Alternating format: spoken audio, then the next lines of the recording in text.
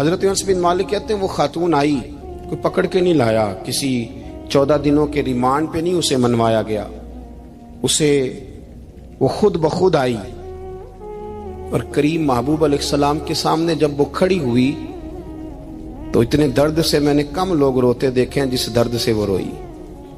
عرض کرنے لگی حضور میں غلطی کر بیٹھی ہوں، مجھ سے زنا ہو گیا، مجھے پاک کر دے۔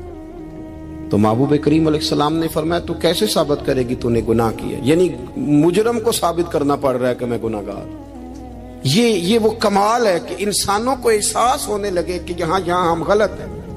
جب اعتراف جرم ہوتا ہے، جب بیماری کی تشخیص ہوتی ہے تو پھر اس کا علاج بھی ہو جاتا ہے۔ حضرت انس بن مالک کہتے ہیں وہ عرض کرنے لگی حضور میرے پیٹ میں ناجائز بچہ ہے۔ حضور نے فرمایا جا جب بچہ پیدا ہو تو پھر آنا۔ وہ 8 ماہ کے بعد آئی تو اس کی گود میں پھول سا بچہ تھا۔ حضور نے فرمایا واپس جا، جب روٹی کھانے لگ جائے تو پھر آنا۔ وہ 2 سال 2.25 سال دودھ پلاتی رہی، پھر جب آئی تو بچے کے ہاتھ میں روٹی کا ٹکڑا تھا۔ کریم محبوب صلی اللہ تعالی علیہ وسلم سے آ کے جب اس نے بات کی تو وہ درد سے روئی، کہنے لگی یا رسول اللہ 3 سال ہونے کو ہیں، میں نے گناہ کیا ہے، میں ساری رات سو نہیں پاتی۔ حضور تڑپتی اگر اس حال میں مر گئی تو اپنے رب کو کیا منہ دکھاؤں، مجھے پاک کر دے، میرے حال پہ رحم فرمائے۔ محبوب کریم صلی اللہ علیہ وسلم نے بچہ ایک صحابی کو دیا، فرمایا بچوں کی طرح پالنا، اور کہا اسے لے جاؤ، پتھر مار مار کے اسے سنسار کر دو۔ صحابہ کہتے ہیں اسے پتھر لگ رہے تھے اور حضور بے چینی کے ساتھ ٹہل رہے تھے۔ آ کے خبر دی حضور وہ تو وصال کر گئے، انتقال ہو گیا۔ فرمایا یہاں تک تو بات اس کی تھی۔ حضرت انس بن مالک کہتے اب محبوب کریم نے صحابیات سے فرمایا اسے غسل دو، کفن پہناؤ، جنازہ تیار ہو جائے تو مجھے خبر کرنا۔ حضرت انس بن مالک کہتے ہیں غسل ہوا، کفن ہوا، جنازہ تیار ہوا تو حیران ہم تب ہوئے جب میرے محبوب نے فرمایا صفے بناؤ، میں خود جنازہ پڑھاؤں گا، میں خود جنازہ پڑھاؤں۔ اور سرکار نے جنازہ پڑھایا تو ایک شخص کی زبان سے نکلا حضور اس ملعون کا معاذ اللہ جنازہ جس نے ناجائز بچہ جنا، اس کے لیے آپ دعا کر رہے ہیں، جنازہ پڑھا۔ حضور فرمانے لگے خاموش ہو جاؤ، تم نے گناہ دیکھا ہے اس کا احساس نہیں دیکھا، تم نے غلطی دیکھی ہے لیکن اس کی توبہ کا انداز نہیں دیکھا۔ اور صاحب کنز العمال نے یہ لفظ نقل کیے ہیں کہ کریم محبوب فرمانے لگے اس نے تو ایسی شاندار توبہ کی ہے کہ اگر میں اپنی ساری امت میں بانٹ دوں تو اللہ سب کی مغفرت فرما دے گا۔ احساس جب پیدا ہو جاتا ہے نا اپنے دل کے اندر کہ یہاں میں غلط ہوں، ان العبد اذا اعترف ثم تاب تاب اللہ علیہ او کما قال نبی صلی اللہ علیہ وسلم، رواہ مشکات۔ حضور نے فرمایا جب کوئی بندہ کہتا ہے نا اللہ میں بھول گیا تھا اور پھر وہ توبہ کرتا ہے تو رب اس کی توبہ کو فوراً ہی قبول فرما لیتا ہے۔ حضرت عبداللہ بن حذافہ جہاد کر رہے تھے، روم کے عیسائیوں نے گرفتار کر لیا، 1000 آدمی نے مل کے پکڑا، گرفتار نہیں ہوتے تھے صحابی، 1000 آدمی نے گھیرا ڈالا، گرفتار کر کے لے گئے۔ اور جب بادشاہ کے سامنے گئے تو وزیر کہنے لگا بادشاہ بندہ بڑے کام کا ہے، اگر ہمارے قابو آ گیا تو فائدہ دے گا۔ صحابی ہیں حضرت عبداللہ بن حذافہ، حضرت فاروق اعظم کا زمانہ ہے، اگر قابو آ گیا تو فائدہ دے گا۔ بادشاہ کہنے لگا کیوں، کیا خوبی ہے؟ کہنے لگے ہم 1000 آدمی تھے، یہ اکیلا قابو نہیں آ رہا تھا، 1000 آدمی تھے، اگر ہماری فوج میں شامل ہو گیا تو بہت بڑا جرنیل ملے گا۔ بادشاہ کہنے لگا کوئی مسئلہ نہیں، 2-3 چیزیں ہوتی ہیں بندے کو خریدنے کے لیے، خرید لیتے ہیں۔ بادشاہ کہنے لگا عبداللہ جتنی دولت تجھے چاہیے میں تجھے دے دیتا ہوں، میرے لشکر میں آ جا، معاذ اللہ اسلام چھوڑ دے۔ حضرت عبداللہ بن حذافہ کیا فرماتے ہیں بڑا تو بیوقوف ہے، میں نے دولت کمانی ہوتی تو مدینے میں بیٹھ کے تجارت کرتا، میں دولت کمانے نہیں نکلا، میں تو رسول اللہ کی رضا کمانے کے لیے نکلا ہوا ہوں۔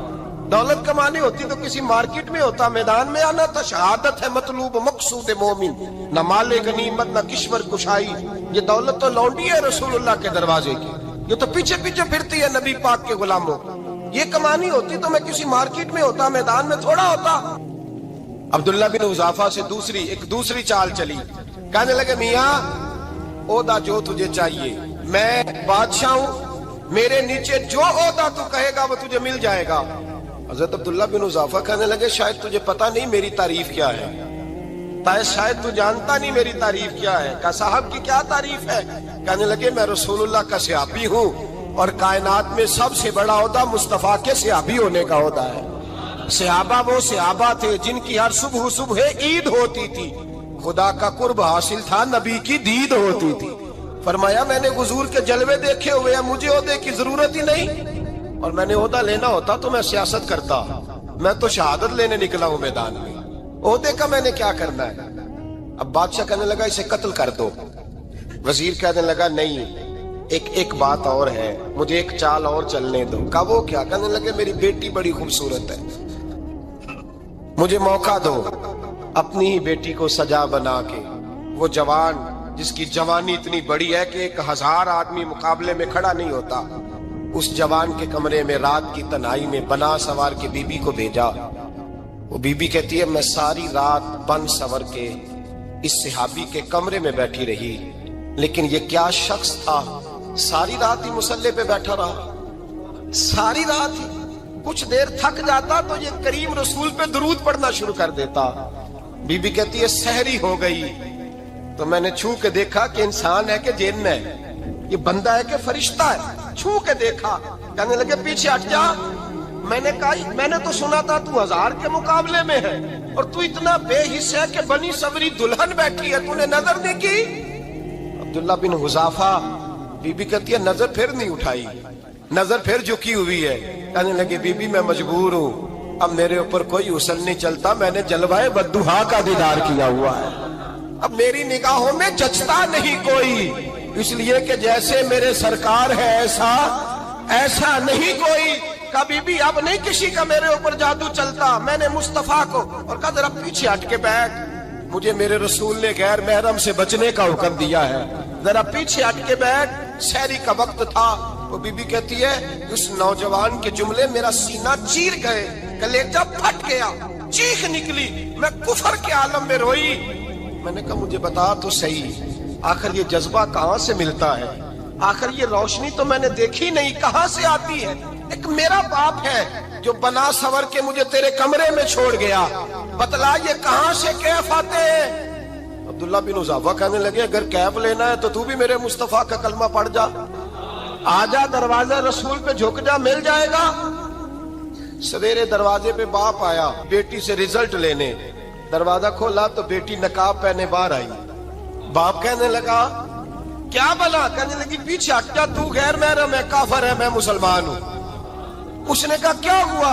कहने लगी तेरे जैसे को बाप कहूं, तेरे जैसे को जो मुझे इस्तेमाल कर रहा था, मैं तुझे बाप नहीं मानती, मैं अब रसूल वाली हो गई, मैं हजरत फातिमा की कनीजा हो गई हूँ, मैं अब नबी करीम की खादिमा हूँ, खबरदार मेरे करीब ना आना। ये दाव भी नाकाम हुआ। अब हजरत अब्दुल्ला बिन हुज़ाफा के सामने मौत खड़ी की, एक कड़ा में तेल गर्म किया, कहने लगे तुझे इसमें जलाया जाएगा। हजरत अब्दुल्ला बिन हुज़ाफा रज़ी अल्लाह ताला अन्हु जब जलने के करीब हुए तो रोने लगे। रूम का बादशाह कहने लगा शायद डर गया है, कहने लगे अब समझ आई है, अब तुझे पता चला है, चला आ जा। हजरत अब्दुल्ला बिन हुज़ाफा कहने लगे तू काफिर है, तेरी काफिरों वाली सोच है, इसलिए नहीं रोया कि मौत से डर गया हूँ, मैं तो इसलिए रोया हूँ कि एक जान है वो नबी पाक पे कुर्बान हो रही है, काश रब मुझे 1000 जान देता, मैं सारी मुस्तफा पे कुर्बान कर देता। एक सुनार ने गली में एक यतीम छोटे से बच्चे को घूमते देखा तो सुनार बे औलाद था, बच्चे को उठा के घर ले आया।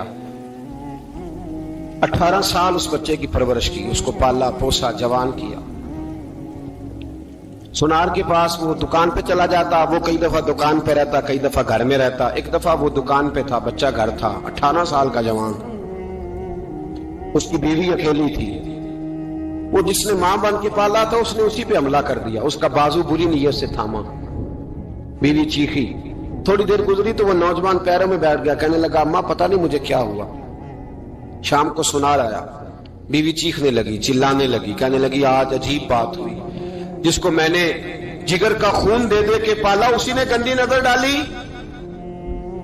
सुनार महवे हैरत है, बीवी का ख्याल था कि लाठ उठाएगा, डंडा उठाएगा, नौजवान को मारेगा, लेकिन वो रोने लग गया। उसने कहा आज उसने मेरा बाजू थामा है, जाने क्या किया है। परेशान होने लग गया, सजदे में गिर गया। कहा तू बताता क्यों नहीं? तो वो सुनार कहने लगा उसकी गलती नहीं, 18 साल के बाद आज मुझ पर भी शैतान सवार हुआ था। एक औरत आई थी, वो अपने बाजुओं में चूड़ियां पहनना चाहती थी, तो मैंने भी गंदी नजर से हाथ डाला था। रब करीम ने मुझे फौरन उसकी सजा दी। जिनके घरों में बेटियां होती हैं उनकी नजरें गंदी नहीं होती। जो बेटियों के बाप होते हैं, जो बहनों के भाई होते हैं, उनकी नजरें गंदी।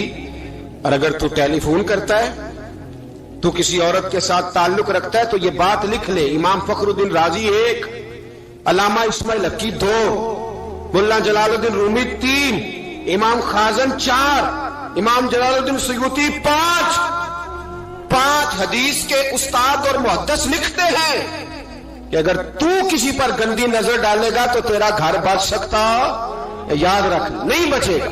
इसलिए कि तेरी नजर किसी की बेटी को बेटी समझ, ताकि तेरी बच्ची का पर्दा कायम रहे। किसी की बहन को, ये क्या बात हुई कि तू जितना मर्जी गंद मुआशरे में फैलाता रहे, तेरा घर बचा रहे, ये कैसे हो सकता है? फ़इन्ना लहू मईशतन दंका, अल्लाह फरमाते हैं जिंदगी तंग हो जाएगी तेरे लिए मुश्किल, तू ढूंढता फिरेगा कि मैं मरने को जगह तलाश करूं। सच्ची तौबा करें, खरी तौबा करें। ये गुनाह इंसान को मजबूर कर देते हैं। हजरत अब्दुल्ला बिन मुबारक रहमतुल्लाह ताला अलैह, उनके सैकड़ों शागिर्द थे। एक शागिर्द के इंतकाल का वक्त आया तो घर गए मिलने। आप कहते हैं मैंने जोर लगा लिया पर उसकी जुबान पर कलमा जारी नहीं हुआ।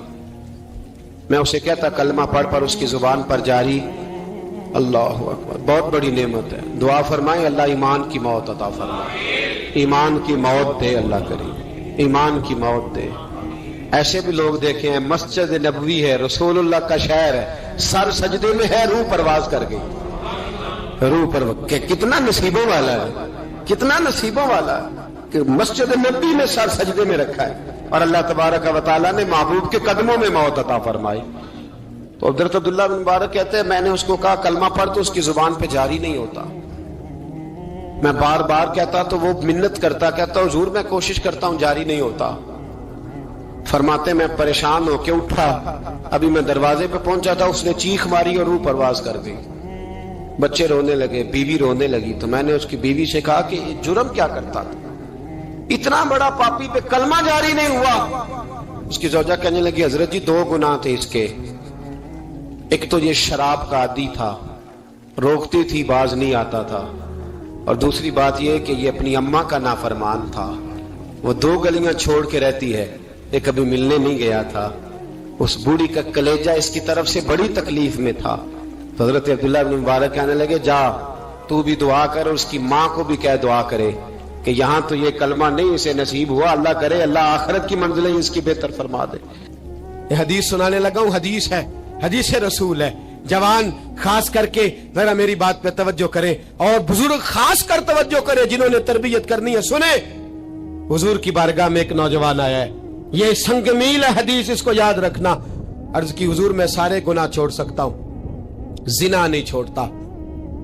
हुजूर मुझे जिना की इजाजत होनी चाहिए। मेरे हबीब ने थपकी दी, बिठा लिया।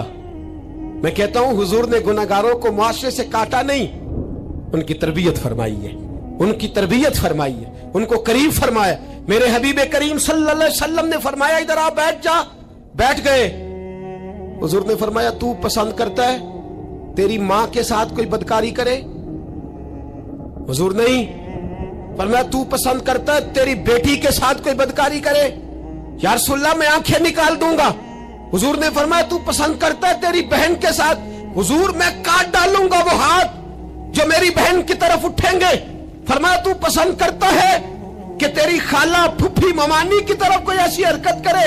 हुजूर मैं काट के रख दूंगा उन लोगों को जो बात भी करेंगे। मेरे हबीब ने फरमाया अच्छा, जिसके साथ तू बदकारी की इजाजत मांग रहा है वो किसी की मां नहीं लगती, वो किसी की बहन नहीं लगती, और किसी की बेटी नहीं होगी। याद रखे मुल्ला जलालुद्दीन रूमी 1, इमाम गजाली 2, आला हजरत फाजले बरेलवी 3। बुजुर्ग मुतफिका तौर पर लिखते हैं, फरमाते हैं जो गंद के साथ दूसरे घर में ताड़ता है वो अपने घर की खैर मना ले, जो गंदी नजर दूसरों पर रखता है वो अपने घर की खैर मना ले। اس لیے کہ جو جرم وہ کسی کے کھاتے میں ڈالے گا وہ سزا بن کے اس کے گھر کی طرف لوٹا دیا جائے گا. جو بدکاری وہ کسی کے کھاتے میں ڈالے گا وہ سزا بن کے اللہ اس کے گھر کی طرف لوٹا دے گا.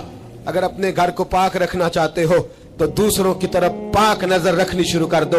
اگر چاہتے ہو کہ تیرا گھر بے عجیب معاملہ ہے نا, بیٹے کو تو پسند کی شادی کی اجازت ہے تو بیٹی کو اجازت کیوں نہیں؟ اگر تیرا بیٹا پسند کی شادی کرے گا تو یاد رکھنا پھر جب کسی کی بیٹی یہ لفظ بولتی ہے پھر عزتوں کے جنازے نکلتے ہیں, پھر اوریانی فحاشی کا جو ہے وہ کلک لگتا ہے ماتھے پر. پھر یاد رکھنا چاروں جانب سے رسوائیاں تیرا نصیبہ ہوتی ہے. اگر تو بیٹی کو روکنا چاہتا ہے تو بیٹے کا ہاتھ پکڑ. اگر تو بیٹی کو صاف رکھنا چاہتا ہے تو بیٹے کو شرم و حیا کی چادر اڑا. اگر تو بیٹیوں کے کردار کی حفاظت کرنا چاہتا ہے تو پہلے بیٹے کو پابند شریعت بنا. ایک بہت بڑا گناہ بدنگاہی کا گناہ ہے. آپ کو پتہ ہے ہمارے ملک کے اندر بدکاری, زنا اور بے حیائی کی شرح کتنی بڑھتی جا رہی ہے, کس قدر بڑھتی جا رہی ہے. وہ لوگ جو نکاح کر لیتے ہیں وہ بھی اپنی نگاہوں کو, میں اکثر کہتا ہوں, حضور نے فرمایا نکاح آدھا ایمان ہے. جس نے نکاح کر لیا اس کا ایمان مکمل ہو گیا. تو جو نکاح کے بعد بھی باز نہ آیا, میں اس کو بے ایمان نہیں کہتا, لیکن نبی پاک نے فرمایا جو نکاح کر لے اس کا ایمان, بولیے ایمان, محفوظ ہو گیا اس کا ایمان. سارے بولیے ایمان. اور جو پھر بھی باز نہ آئے, حضور کہہ رہے ایمان مکمل ہو گیا. اور جو نہ باز آیا کیا فتویٰ دیا جائے حدیث کی روشنی میں؟ میرے نبی پاک کی بارگاہ میں عورتیں آئیں توبہ کرنے, بیعت کرنے, مسلمان ہونے. تو حضور بیعت لیتے وقت فرمانے لگے میرے ساتھ وعدہ کرو, جھوٹ نہیں بولو گی, غیبت نہیں کرو گی, زنا نہیں کرو. ایک عورت بول پڑی, کہنے لگی یا رسول اللہ صلی اللہ علیہ وسلم میں مسلمان تو نہیں پر خاندانی ہوں, میرے گھر والوں کے ذہن میں بھی کبھی زنا کا خیال نہیں آیا. ہم تو اسے خاندانوں کے وقار کے خلاف سمجھتے ہیں. روز بری نظر سے کسی کو دیکھنا اور کسی کے بارے میں غلط باتیں, ناراض نہ ہونا. بہت سارے بوڑھے بھی لذت لے لے کے جرم بیان کرتے ہیں, گناہ بیان کرتے ہیں, غلط باتیں کرتے ہیں, کسی عورت کے بارے میں تبصرہ کرتے ہیں. کیا سمجھتے ہیں مرد اور عورت معاذ اللہ تعالیٰ ایک کمرے میں جا کے بدکاری کرے تو وہی زنا ہے؟ میری طرف دیکھیے اور جھانک کر کے سنیے کیا عرض کر رہا ہوں, ادھر دیکھیں میری طرف. نبی پاک صلی اللہ علیہ وسلم نے فرمایا زنا زبان کا بھی ہوتا ہے, زنا کان کا بھی ہوتا ہے, زنا آنکھ کا بھی ہوتا ہے. حضور کس طرح فرمایا جس نے گند دیکھا اس نے آنکھ کا زنا کیا, جس نے لذت لے کے سنا چپ نہیں کرایا, پوری بات سنی, وہ بھی زانی ہے. اور جس نے گندی بات بولی وہ منہ کا زانی ہے, جس نے گند سوچا وہ دماغ کا زانی ہے. اور زانی کو سب سے پہلی سزا اللہ یہ دیتا ہے کہ سجدے کی لذت چھین لیتا ہے, عبادت کا سرور چھین لیتا ہے, اس کا نماز میں دل نہیں لگتا. قرآن میں سب سے پہلی سزا اسے اللہ اپنے دروازے سے دور کر دیتا ہے. بھائیو آج ہمارے سجدے بے کیف ہیں, آج لوگ غلط جگہ پہ گھنٹوں بیٹھے رہتے ہیں, مسجدوں میں لوگوں کے دلوں کو گھبراہٹ ہوتی ہے, لوگ بھاگتے ہیں. میرے نبی پاک نے فرمایا تو نظر کو پاک کر لے, اللہ تیری عبادت میں لذت پیدا فرما دے گا. میرے بھائی یاد رکھ لیں اور سن لیں, سب سے کمزور آدمی وہ ہے جس کا ذہن پاک نہیں, سب سے کمزور آدمی وہ ہے جو کردار کا غلط ہے. ایک بات میں نے پڑھی, آپ یقین کریں میرا دل کرے کہ میں آگ لگا دوں اس عنوان کو جس پہ گندگی لکھی جاتی ہے, ان اخباروں کو, ان چیزوں کو جس پہ گند لوگوں کے دلوں میں. وہ انڈیا کی ایک وزیر اعظم عورت گزری تو کسی نے اس سے کہا کہ پاکستان نے تو تمہیں شکست دی ہے, تم جیت نہیں سکے بڑا ملک ہو کے. کہنے لگی کوئی بات نہیں, تھوڑا وقت ٹھہر جاؤ, ہم ان پر تہذیبی یلغار کریں گے, ان کے گھروں میں ننگا ناچ کریں گے, یہ گندی تصویریں دیکھیں گے, یہ گند میں الجھ جائیں گے. اور جو قوم گند میں الجھ جایا کرتی ہے وہ پھر کسی سے لڑنے کی طاقت نہیں رکھتی, اس کے اندر ڈٹ جانے کی ہمت نہیں ہوتی, اس کی غیرت کے جنازے نکل جاتے. دل کرتا ہے جل جائے وہ جل جائے جہاں سے برائی پھیلتی, تباہ ہو جائے وہ علاقے جہاں سے گند ہوتا ہے. لوگ گند کی کمائی کھاتے ہیں, گند کی.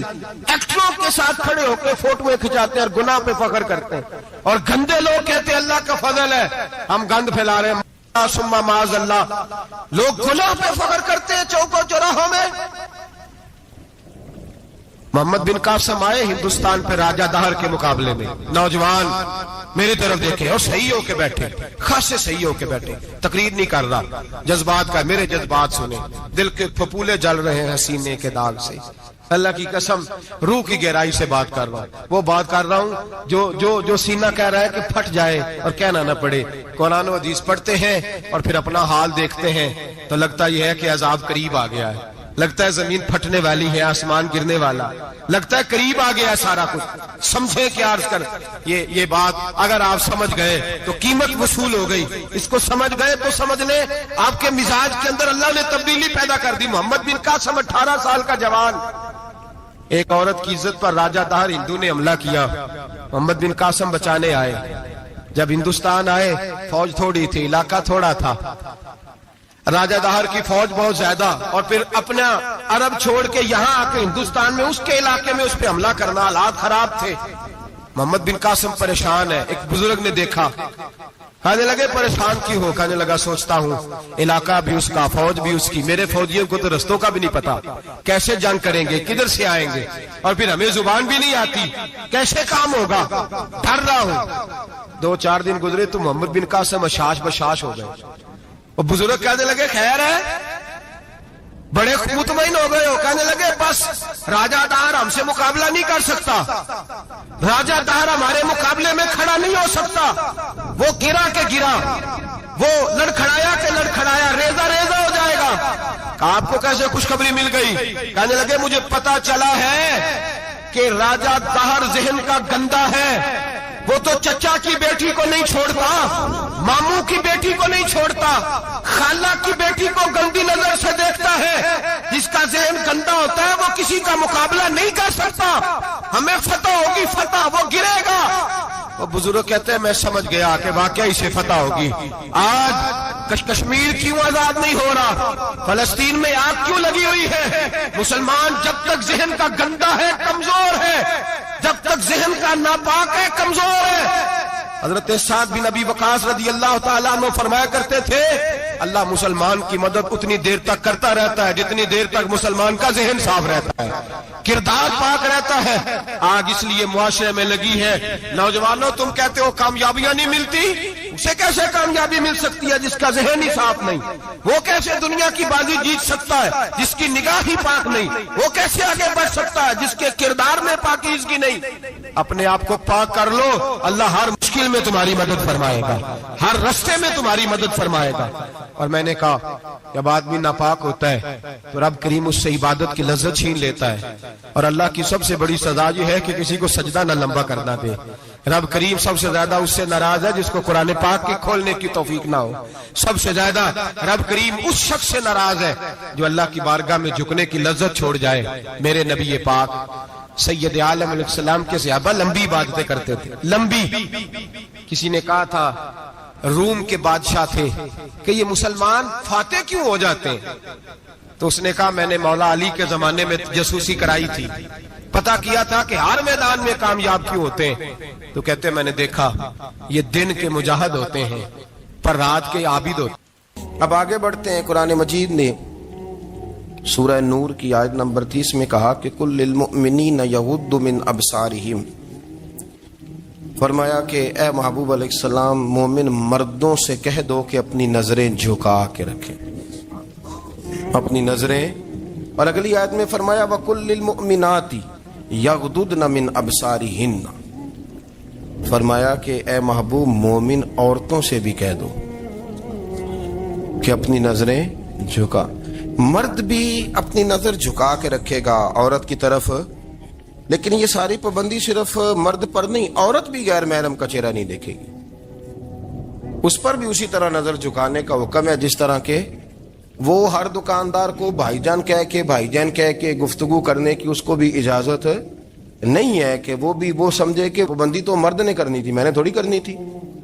وہ جس کے پاس جائے، جہاں بھی جائے، ڈاکٹر کے پاس جائے، باہر جائے، تو وہ جس طرح مرضی اس کا دل چاہے وہ بات چیت کرے، اس کی عورت کو بھی اجازت اسلام نہیں دیتا۔ بنیادی طور پہ اسلام شرم و حیا کا دین ہے، حیا کی بات کرتا ہے۔ حیا کی جب ہم تعریف کرتے ہیں تو حیا کی تعریف یہ ہے کہ کوئی کبھی چیز دیکھ کے نہ تو آپ کی طبیعت میں کراہت محسوس ہو، آپ کوئی غلط جملہ منہ سے نکالتے ہوئے ذرا جھجکیں، آپ کوئی غلط بات کرتے ہوئے تھوڑا بوجھ محسوس کریں۔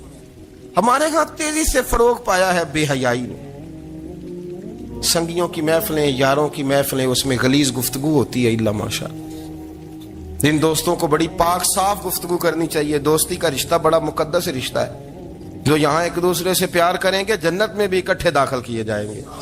شرط یہ ہے کہ پیار اللہ رسول کی رضا کے لیے ہو، لیکن اس کے اندر اگر آپ کی گفتگو کچی ہو، کمزور ہو، فحاشی والی ہو، عریانی والی ہو، وہ ہمارے ہاں تو اب اس کو لوگ فیشن سمجھتے ہیں، اس کو مردانگی کی علامت سمجھتے ہیں کہ وہ جی ساری باتیں جی وہاں ہو گئی، اور جس کا جو جی چاہا اس نے کہا۔ آپ جب حیا کے دائرے میں ہوتے ہیں تو آپ خود بھی سکون محسوس کرتے ہیں۔ دیکھیں نا، آپ کو نیند سکون سے کہاں آتی ہے؟ جہاں کمرہ بند ہو، چاروں جانب دیوار ہے، اوپر چھت ہے، خالی دروازہ بھی کھلا ہوا ہونا تو جب بندہ سکون لینا چاہتا ہے تو کہتا ہے یار ذرا دروازہ ذرا بند کر دو۔ وہ اچھی طرح اپنے آپ کو چھپا لیتا ہے نا حیا کے پردے میں، تو اللہ اسے سکون عطا کرتا ہے۔ اور جو اس سے بھی زیادہ ٹھنڈی نیند میں جانا چاہتا ہے وہ کہتا ہے لائٹ بھی بند کر دو۔ اب وہ مکمل طور پہ سمجھتا ہے کہ میں چاروں جانب سے چھپ گیا ہوں، اگر میں کھل کے بھی سو جاؤں گا تو میرا چونکہ پردہ قائم ہے تو مجھے کوئی دشواری نہیں ہو۔ آپ جب چھپ جاتے ہیں، جب آپ حیا کے اندر سمٹ جاتے ہیں، جب آپ چادر کے اندر آ جاتے ہیں تو آپ بہت ساری جگہوں پہ آسانی محسوس کرتے ہیں۔ تو حیا تو آپ کو سکون دیتی ہے، حیا تو دل کو راحت دیتی ہے۔ میں بڑی ذمہ داری سے بات عرض کرتا ہوں، قرآن مجید نے نا ایک مقام پہ مذاق کو، ایک مزاح ہوتا ہے خوش طبی، وہ نہیں، مذاق اڑانا، قرآن پاک نے نا مذاق کو ایک جگہ پہ جاہلوں کا طریقہ بھی قرار دیا۔ بنی اسرائیل کے لوگوں سے حضرت موسیٰ نے کہا کہ گائے ذبح کرو اور ایک ٹکڑا مقتول کو مارو، زندہ ہو کے خود بتا دے گا مجھے کس بندے نے قتل کیا۔ تو کہنے لگے آپ ہمارے ساتھ مذاق کر رہے ہیں۔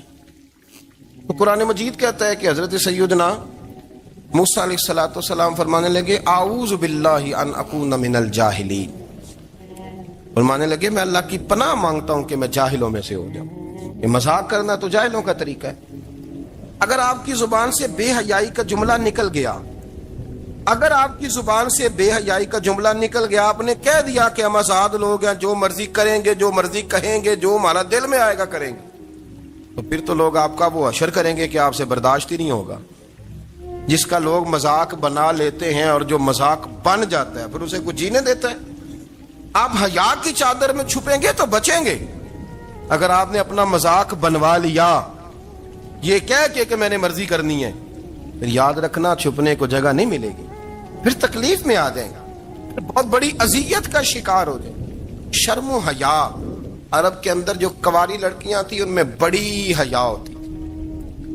الحمدللہ میں بڑے فخر سے کہتا ہوں کہ میرے پنجاب کی، میرے پاکستان کی بیٹیاں بھی 20 دفعہ ان کا ابا کہے تیری شادی کرنی ہے تو وہ آنکھ نہیں اٹھا پاتی آج بھی۔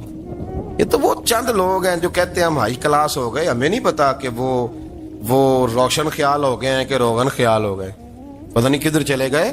ورنہ ہماری بیٹیاں آج بھی جب ان سے ان کا باپ، ان کی ماں بات کرتی ہے تیری شادی کی، تو وہ تو شرم کے ساتھ پچھلے سے پچھلے کمرے میں چھپتی ہیں۔ یہ اللہ نے فضل کیا ہوا ہے اس ملت پر۔ تو عرب کی لڑکی بڑی حیا والی ہوتی تھی، اس سے کوئی بات کرنی پڑتی تھی تو 20 دفعہ بات کی جاتی، پھر بھی وہ عورت چھپتی پھرتی تھی۔ حضرت عائشہ صدیقہ رضی اللہ تعالیٰ عنہ فرمانے لگیں میرے نبی پاک صلی اللہ علیہ وسلم عرب کی کواری لڑکیوں سے بھی زیادہ حیا کرنے والے تھے۔ قاضی اعجاز مالکی نے، شیخ عبدالحق محدث دہلوی نے، دیگر بزرگ جو سیرت نگار گزرے انہوں نے لکھا ہے کہ نبی پاک صلی اللہ علیہ وسلم کے اندر 100 مردوں سے زیادہ طاقت تھی، 100 مردوں سے زیادہ طاقت۔ اب جو بات کہنے لگا ہوں، جو نتیجہ دینے لگا ہوں، اس پر خاص توجہ آپ فرمائیں گے۔ ذرا فکری طور پر، نظریاتی طور پر ایک چیز کو سمجھیے۔ ہم سمجھتے ہیں کہ جوان لڑکا ہے جی جو مرضی کرے، عمر ہے جی۔ آپ ذرا بات پر غور کیجئے گا کہ حضور صلی اللہ علیہ وسلم میں طاقت 100 مردوں سے زیادہ ہے اور حیا کواری لڑکیوں سے بھی زیادہ ہے۔ ذرا اس بات کا تقابلی جائزہ کیجئے گا کہ طاقت 100 مرد سے زیادہ ہے لیکن حیا کواری لڑکی سے بھی زیادہ ہے۔ اس کا معنی یہ ہوا کہ جس ٹہنی کو پھل زیادہ لگ جاتے ہیں وہ جھکا کرتی. تو حیا تو حسن ہے، حیا تو آپ کو پاک صاف کرے گا، حیا تو آپ کو نرالا کرے گا، انوکھا کرے گا. وہ ہمارے ایک دانشور ہے، تم نے مضمون لکھا، کئی باتیں بڑی پسند آتی ہیں. وہ کہتے ہیں کہ میری اہلیہ، ان کو بھی کسی نے مس گائیڈ کر دیا تھا، حالانکہ اچھی خاتون ہے، کسی نے مس گائیڈ کر دیا. وہ بھی سماجی اور ویلفیئر اور یہ خواتین کو شوق ہوتا نا بننے کا، تو وہ بھی سماج کے اندر اچھا مقام تلاش کرنے کے موڈ میں آ گئی. تو کہیں ایک دن جانا تھا تو بڑی بن سنور کے میرے ساتھ وہ گاڑی میں بیٹھ گئی. تو میں گاڑی میں، عورتوں کو یہ بھی مسئلہ ہوتا ہے نا کہ ہماری تعریف کرو، تو کئی دفعہ بعض مردوں بیچاروں کو جھوٹ بولنا پڑتا ہے، وہ زبردستی کراتی ہیں نا جی. تو اس میں گنجائش بھی دی ہے شریعت نے گنجائش دی ہے کہ کبھی بیوی کو راضی کرنے کے لیے خلاف واقعہ بات کرنی پڑے تو کر لینی چاہیے. تو وہ کراتی بھی ہیں. 3 موقع پر خلاف واقعہ بات کرنے کی اجازت ہے. واقعے کے خلاف بھی آپ بات کر سکتے ہیں. جنگ کے موقع پر 2 لوگوں کو صلح کرانے کے لیے اور بیوی کو راضی کرنے کے لیے کر لیں کوئی ایسی بات، بے شک اپنی طبیعت پہ جبر کر کے کر لیں، گنجائش ہے، اجازت ہے. وہ کہتے ہیں جب وہ گاڑی میں میرے ساتھ بیٹھی بن سور کے، وہ تقاضا کرنے لگی کہ میں نے بڑے اچھے کپڑے پہنے ہیں پر آپ نے توجہ نہیں کرائی. وہ سیانا بندہ تھا، وہ چاہ رہا تھا کہ میری خاتون سمجھ جائے. وہ کہتے ہیں مجھے پتا تھا کہ بیچاری مس گائیڈ ہو گئی ہے، دل کی بڑی اچھی ہے، سیانی ہے، لیکن اس کو کچھ خواتین نے، کچھ لوگوں نے مل کے اس کو ذہن غلط کر دیا ہے کہ سماج میں نکلو، باہر جاؤ، کام کرو، فلاں کرو، اپنی مرضی سے جیو. تو میرے ساتھ گاڑی میں بیٹھی کہیں جانے کے لیے، تو مجھ سے کہنے لگی کہ آپ نے میری طرف توجہ ہی نہیں کی، آپ نے کوئی ذکر ہی نہیں کیا کہ میں کیسی لگ رہی ہوں. تو وہ کہتے ہیں میں نے اسے کہا کہ اگر تو ناراض نہ ہو تو پھر میں صحیح والی تعریف کر دوں.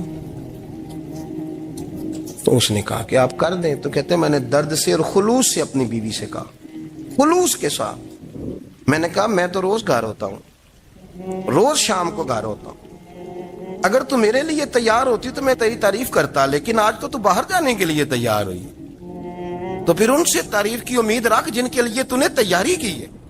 میرے لیے تیاری کرتی تو میں تو ہر شام تیرے پاس ہوتا ہوں. کہتے وہ میرے لفظوں میں درد تھا تو وہ بھی رو پڑی. تو کہنے لگی آپ گاڑی روک دیں، مجھے باہر جا کے کسی کو راضی نہیں کرنا، میں نے اسے راضی کرنا ہے جس کو رب کریم نے میرا شوہر بنایا ہے اور میرے لیے منتخب کیا ہے میرے ماں باپ کو. میں واپس لوٹتی ہوں. یہ ایک پہلو ہے سلگتا ہوا، اس کو سمجھا جائے. رسول کریم صلی اللہ علیہ وسلم عرب کی کواری لڑکیوں سے زیادہ حیا والے تھے، کواری لڑکیوں سے زیادہ حضور حیا فرمایا کرتے تھے. جب خانہ کعبہ کی مکہ شریف میں تعمیر ہو رہی تھی نا، اہل عرب اس کو تعمیر کر رہے تھے، تو نبی پاک صلی اللہ علیہ وسلم اپنے چچا حضرت عباس کے ساتھ خانہ کعبہ کی تعریف میں مصروف تھے. تو عرب کے لوگ چونکہ لمبا کرتا پہنتے تھے پیروں تک، تو نیچے اگر کسی وقت کوئی چیز نہیں بھی ہوتی تھی تو کسی کو وہ نظر نہیں آتی تھی، چونکہ پردہ رہتا تھا، ایک لمبا کرتا پہنا ہوا ہوتا تھا.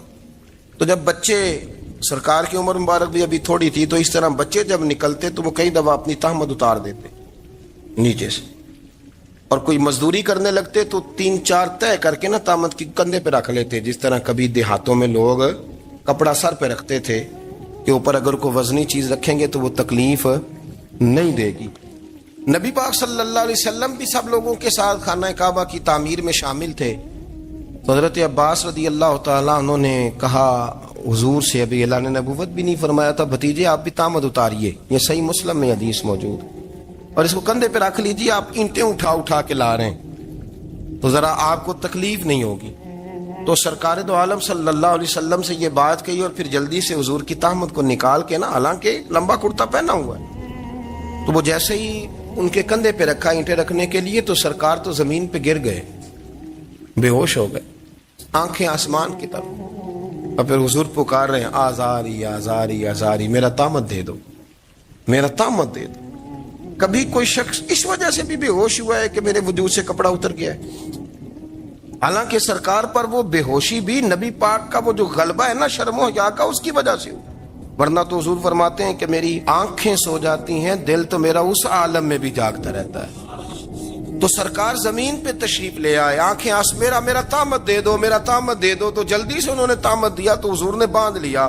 پھر طبیعت مبارک میں تسلی ہوئی.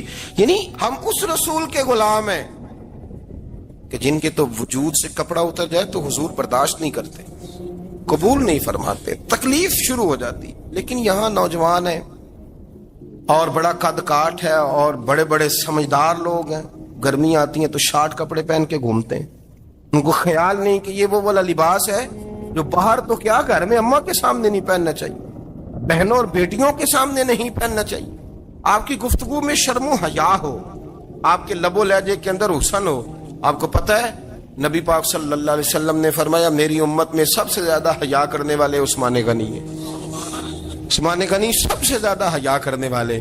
آپ فرمایا کرتے تھے جب سے حضور کا چہرہ دیکھا ہے میں نے کبھی اپنی شرمگاہ بھی نہیں دیکھی, میں نے آنکھوں کا وضو نہیں توڑا, اور جب سے حضور کے دست مبارک میں نے بیعت کے لیے سیدھا ہاتھ بڑھایا تو پھر سیدھا ہاتھ میں نے کبھی گندگی کو نہیں لگایا.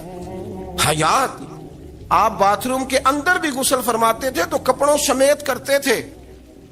کسی نے کہا حضرت جی واش روم کے اندر کیوں نہیں کپڑے اتارتے؟ آپ فرمانے لگے باہر بندوں سے حیا کرتا ہوں, اندر جاتا ہوں تو رب سے حیا نہیں شروع ہو جاتا, وہ تو دیکھ رہا ہے نا. تو میں جو بات آپ کی خدمت میں عرض کرنا چاہتا ہوں اس کو آپ سمجھیے گا میرے عزیز, کہ شرم والا مزاج, گفتگو بھی شرم والی, آنکھیں بھی شرم والی, لباس بھی شرم والا, دوستی یاری بھی شرم والی, بہت ساری ایسی باتیں. دیکھیں نا آپ ذرا, میں نے کہا کہ باتوں کو سن کے گزر نہ جایا کریں, اس کی گہرائی پر غور کریں. حضور علم کا سمندر ہے, سرکار سے زیادہ علم دنیا میں کسی کے پاس موجود نہیں ہے, اور صحابہ کو موقع ملا ہوا ہے اس سمندر سے فیض لینے کا. لیکن ان کی حالت یہ ہے کہ حضرت علی المرتضیٰ فرماتے ہیں 14 دن گزر جاتے.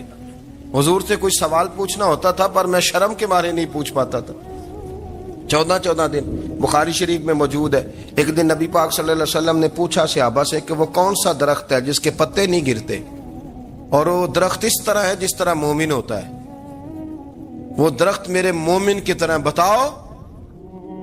حضرت عبداللہ ابن عمر فرماتے مجھے پتا تھا کہ وہ کھجور کا درخت ہے, لیکن چونکہ ابو بکر صدیق بھی بیٹھے ہیں, عمر فاروق بھی بیٹھے ہیں, مولا علی بھی بیٹھے ہیں, عثمان غنی بھی بیٹھے ہیں, اتنے جید لوگ بیٹھے ہیں, تو مجھے حیا آتی تھی کہ میں کیوں جواب دوں.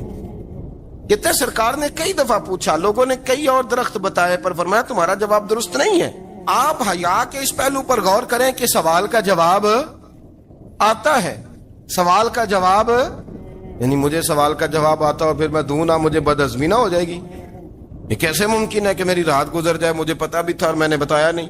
بہت سارے لوگ آ کے بہت ساری باتیں بتاتے ہیں, بہت ساری باتیں وہ سمجھاتے ہیں, تو ہم غور سے ان کا چہرہ دیکھنے لگ جاتے ہیں, کہتے ہیں یار اس کا تو دعویٰ تھا کہ میں سمجھنے آتا ہوں, تو یہ تو ہمیں سمجھا رہا ہے, چلو الحمدللہ ہم سمجھنے کو تیار ہیں.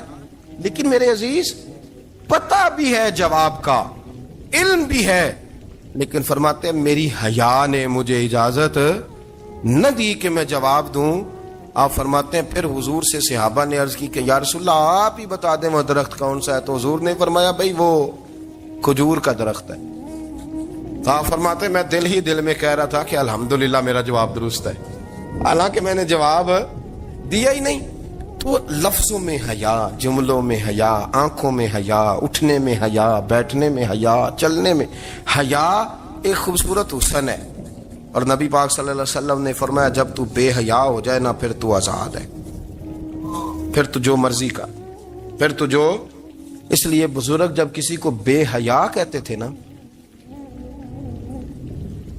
اللہ اکبر, اور جب کسی کو کہتے تھے نا یہ بے حیا ہے تو لوگ سمجھتے تھے کہ ہلکی سی بات کر دی, لیکن ان کا معنی یہ ہوتا تھا کہ بس بھائی اب اس کے ساتھ کوئی کلام کرنے کی ضرورت ہے, اس کو اب اصلاح کی ضرورت نہیں, یہ بے حیا ہے. کیا معنی کہ اب یہ جو اس کے دل میں آئے گا وہ کرے گا, جو اس کی طبیعت چاہے گی وہ کرے گا, اب یہ کسی پہلو بھی قابو آنے کو تیار, بے حیا ہو گیا. بے حیائی بہت بڑا عیب ہے. اور جو لوگ کہتے ہیں کہ ہمیں بالکل آزادی ہونی چاہیے, ہمارا اپنا جسم ہے تو ہماری اپنی مرضی چلے گی. ایک وزیر صاحب ہیں, پتہ نہیں میں ان کو جانتا تو نہیں, انہوں نے سینٹ میں تقریر کی ہے, میں نے ان کی بات سنی ہے. اس نے کہا نہیں بھائی جسم رب کا ہے تو مرضی بھی تو رب کریم کی چلے گی, اور مرضی بھی یہ مرضی بھی اللہ کی. یہ مجھے تھوڑا سا مسئلہ ہے جسم پر, کبھی کبھی مجھے کثرت سفر سے الرجی ہو جاتی ہے. میرے ساتھ لوگ نا دل سے پیار کرتے ہیں.